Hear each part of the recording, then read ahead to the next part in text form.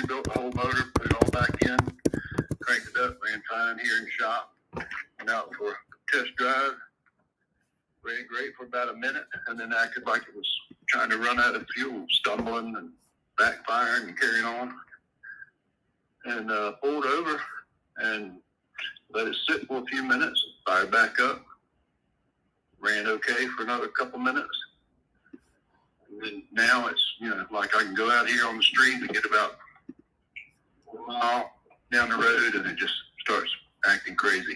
Okay. And we've done the fuel sink. I've had a guy, my tuner guy, look at it, and he said everything looks fine from that end. But something is wacky.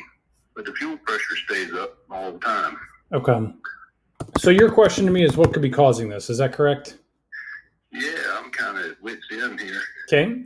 So if the fuel pressure stays steady when the engine is running rough, and if we believe it's affecting all of the cylinders, then I would suspect either we have a bad crankshaft position sensor or a bad camshaft position sensor, which is in basically your pickup inside that distributor.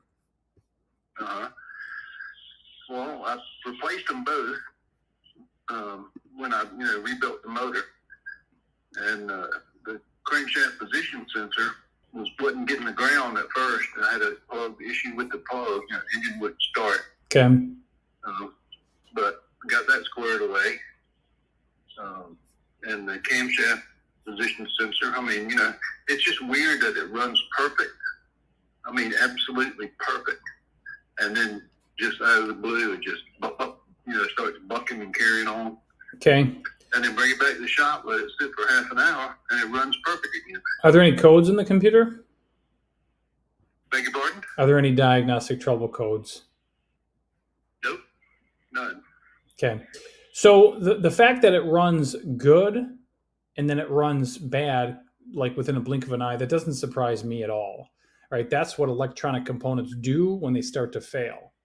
I've been an electronics technician for a long time now, and I've seen this over and over and over and over again, right? So we know sensors, we know sensors, they break up under certain temperatures, under certain conditions, even brand new sensors right out of the box, right? So you said you replaced the cam sensor, crank sensor when you rebuilt the engine. That doesn't automatically mean that these sensors are good. Right. So, and a lot of people, but when people don't know what they're doing, they go by process of elimination. Well, this was replaced, so it can't be that. This was replaced, so it can't be that. Well, that's completely wrong. So, right. Well, I understand that. It just was kind of baffling me that it would, run good and it would run bad, and it runs good. Yeah. So electronic components do. Here's the thing. So that doesn't surprise me. I can almost guarantee it's going to be something electronic, right? We know it's not fuel. I agree with that. And it's probably not going to be a mechanical issue with the engine, right? Would you agree with that? Yeah, because like when it runs good, it runs great. Yeah. So that only leaves electronic components left. So there's no question about that.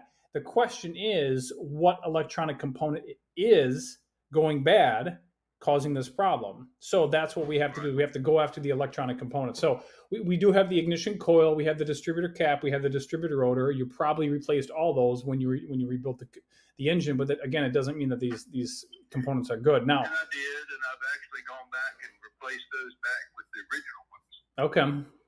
Okay. All right. And no change at all. Okay.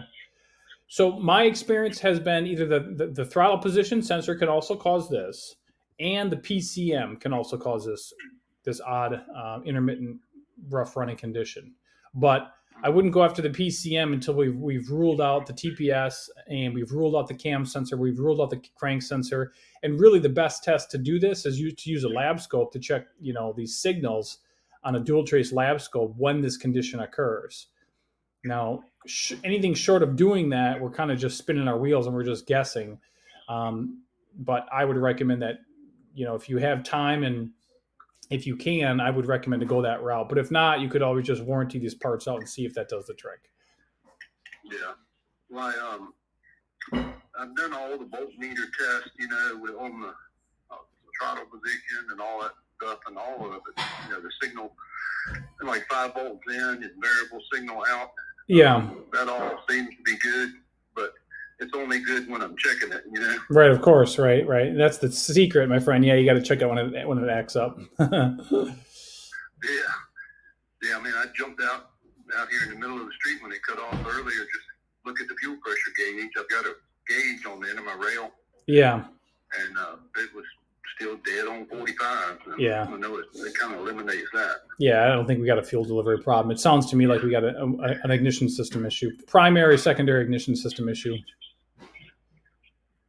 Yeah, because it's just like you turn the key off and turn it back on. Yeah, I gotcha. And then, stutter, and then like you turn the key off, turn it back on. Right. Yep. That's kind of the symptom. Yep.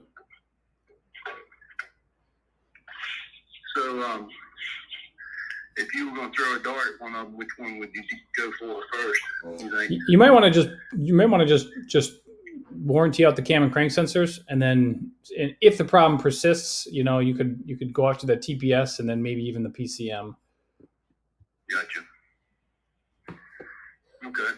Well, I think I'm gonna do that. I've got the sensors that came from AutoZone. I think I'm gonna go to Napa and get the higher end stuff and see what happens there.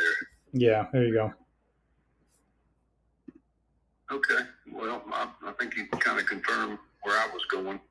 It's definitely electrical. Yeah. Because there's no way it's mechanical because it runs so perfect. Right. I might go out in the shop right now and start it up and I can sit there purr like a kitten. Right. You got it. Yep. Got like 11.5 AFR. I mean, it's, it's all good to go. I pulled the plugs. They look fantastic. Right. They look like I just put them in there, which I did about 2 weeks ago, but yeah, no, the plugs all look good. Okay. Well, I'm going to go to Napa tomorrow and I'll just pick up some sensors and swap them out and see what happens. Okay. That sounds good, my friend. Any other questions while we're on the phone? No, not right now. If this doesn't work, I'll follow back up. Okay. That sounds like a plan. Well, good luck and let me know what you find, okay? Okay, man. Thank you. All right. You're welcome. All right. Bye-bye.